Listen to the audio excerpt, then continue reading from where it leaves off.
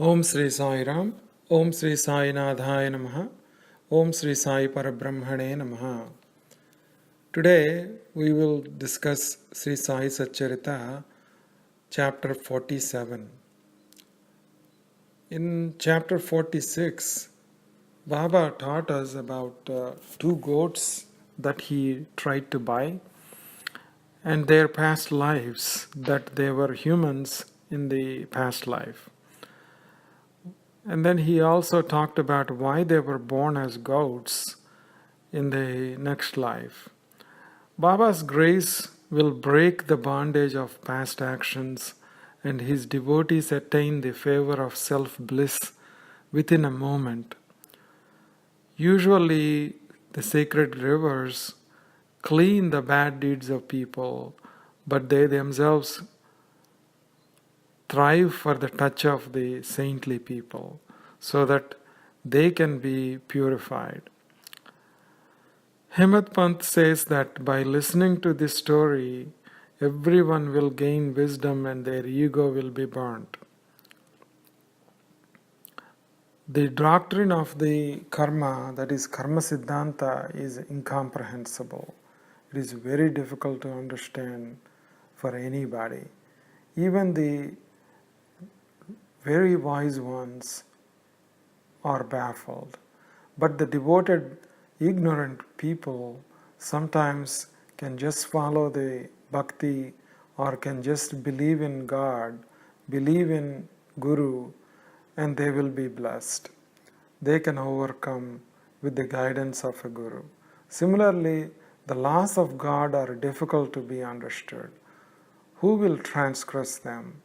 All we can do is to follow the code of conduct of the world. And what we have to do is just follow our duty, why we are born, what we are supposed to do. Otherwise, it will be completely against the scriptures, and what will happen to our life? Once we die, we do not know how we're going to be born again, how our actions will lead us to different life forms and difficulties in the future life forms.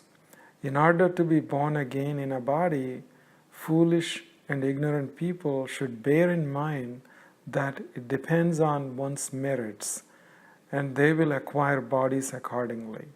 Consider that person to be wise who, before death, in order to achieve self-realization, fully utilizes the human birth. Here, in this chapter, there was a beautiful story that Baba portrayed. And let us see what is that story. What is the moral also we can learn from this.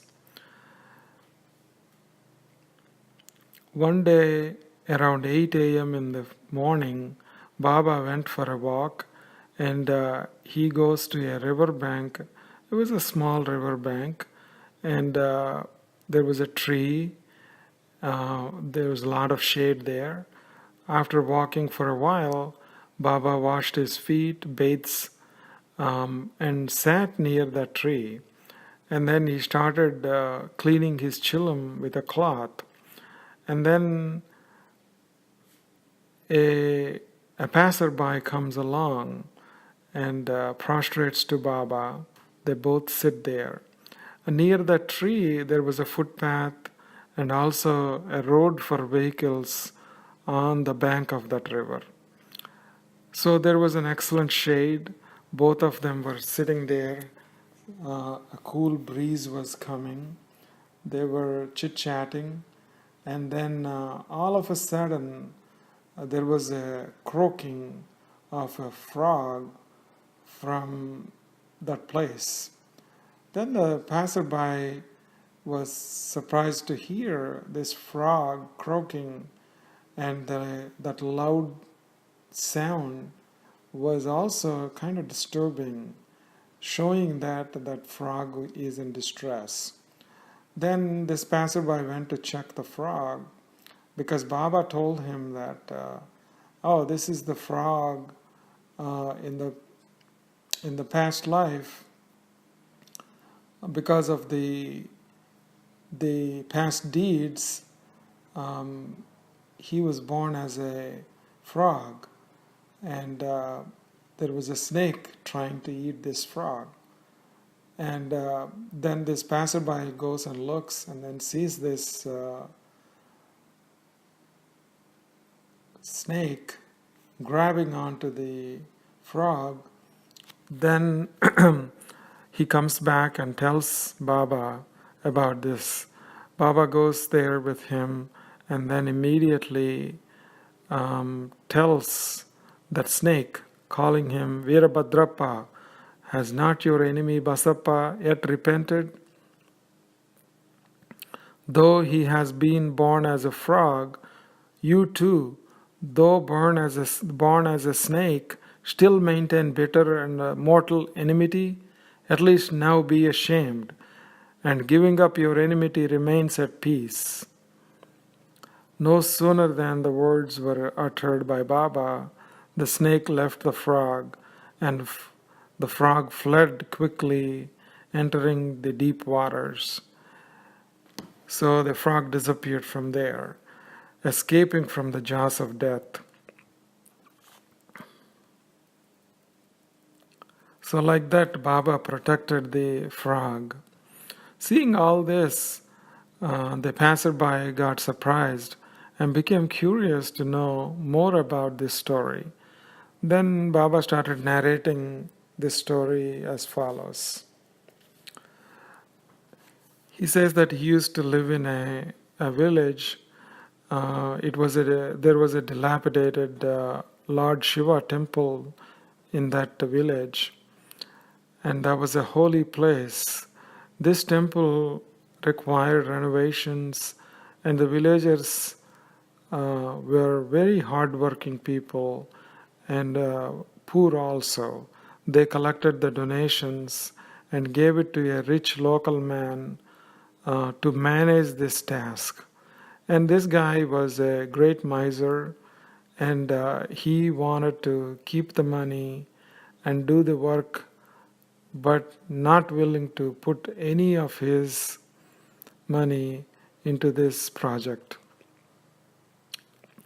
Therefore, the work was incomplete. He spoke sweet words falsely but never helped anyone. He wanted more donations, and the villagers collected money again. Still, this rich man did not use the funds properly. Then Lord decided to take matters into his own hands. Lord appeared in a dream to this rich man's wife and asked her to do something on her own.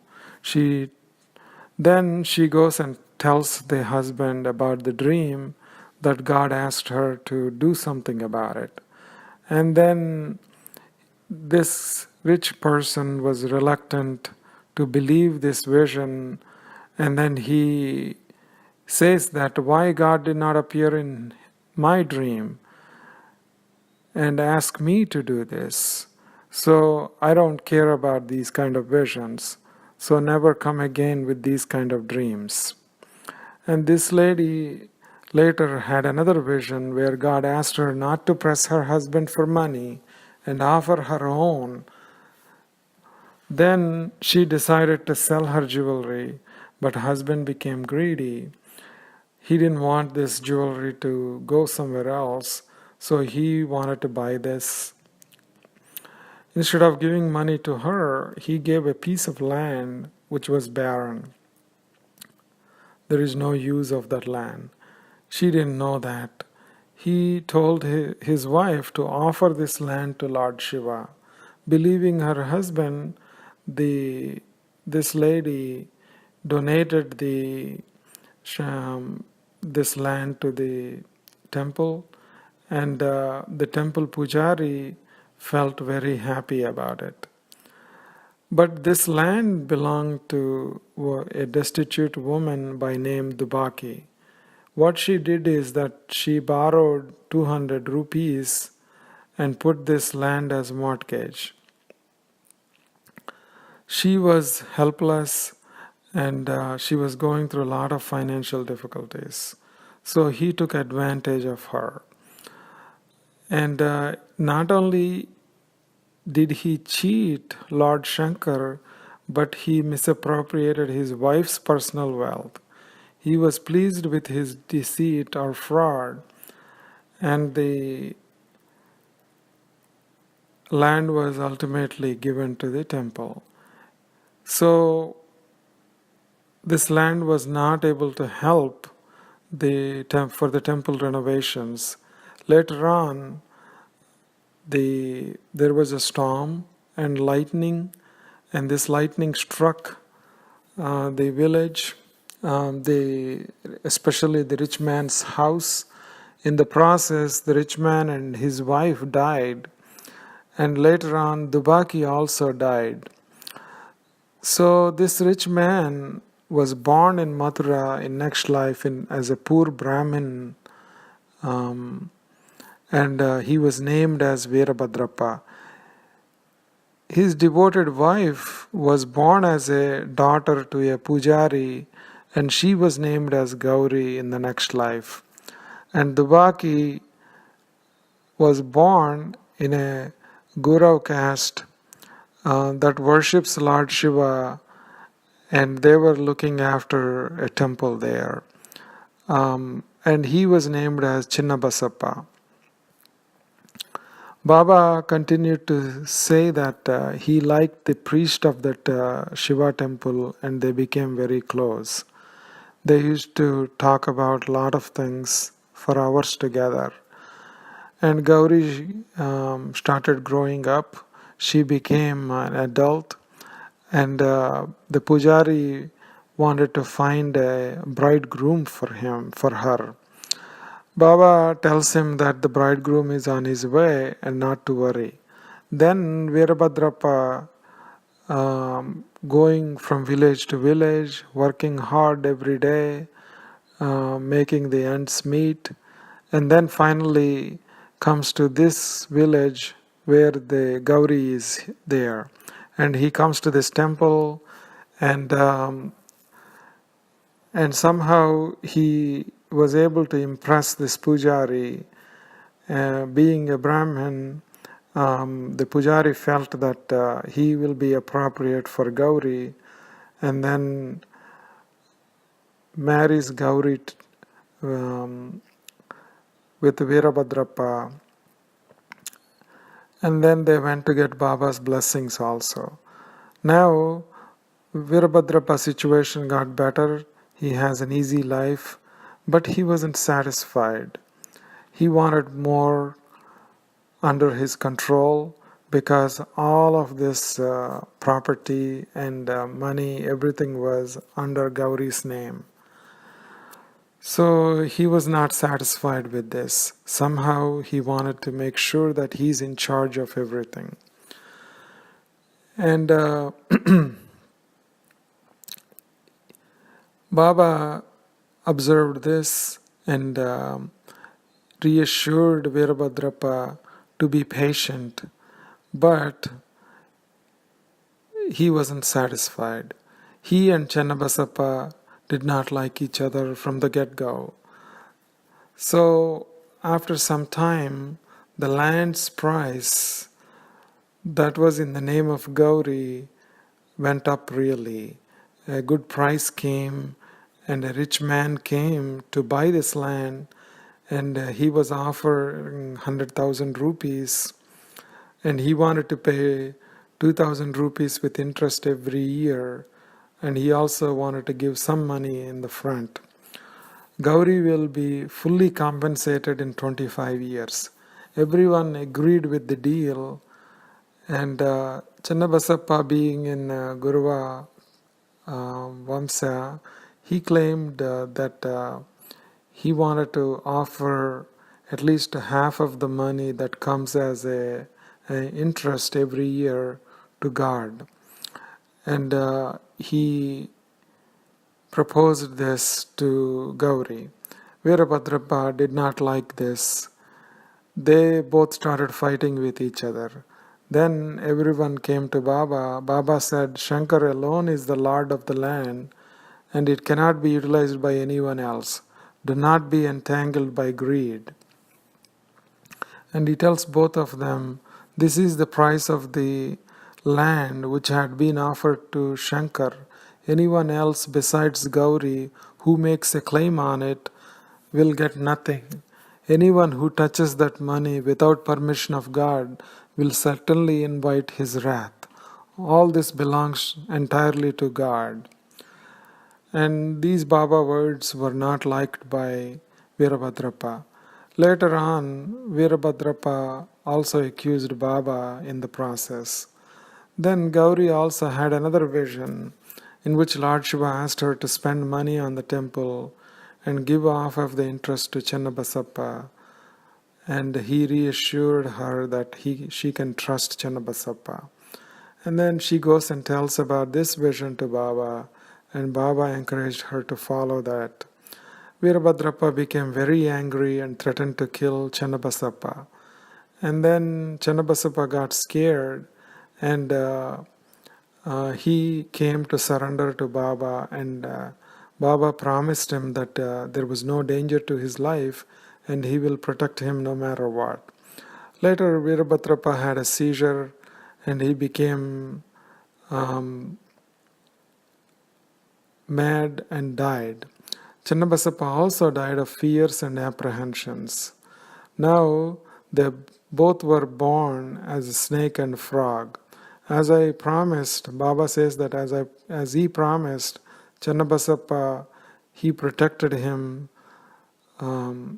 That's why he asked the snake, Virabhadrappa, to leave him alone. So all this story was narrated by Baba to this Bhattasari, the passerby. So Baba came running for his devotees at the times of their troubles. So like that, Baba concluded the story to this passerby. Here we have to learn so much. We cannot be greedy and not understand the karma siddhanta, which is very important in our lives. If we ignore that, we will be destroyed, and it's not sure that we are going to be born as humans again. And this will slip us into lower janmas, and we don't know what kind of forms we have to take. So we have to be careful in our lives about our actions. This is what Baba wanted us to learn. Keeping this in mind and learning the moral of this story, we have to work hard towards the goal of human life, that is Atma Sakshatkara, that is moksha. And if we work towards that, Baba certainly will help us to lead a better life so that it will be useful in achieving our goal. Om Sri Sai Nadharpanamastu. Om Sri Sai Ram. Om Sri Sai Nadhaya Namaha. Om Sri Sai Parabrahmane Namaha. Om Sri Sachidananda Sadguru Sainath Maharaj Ki Jai.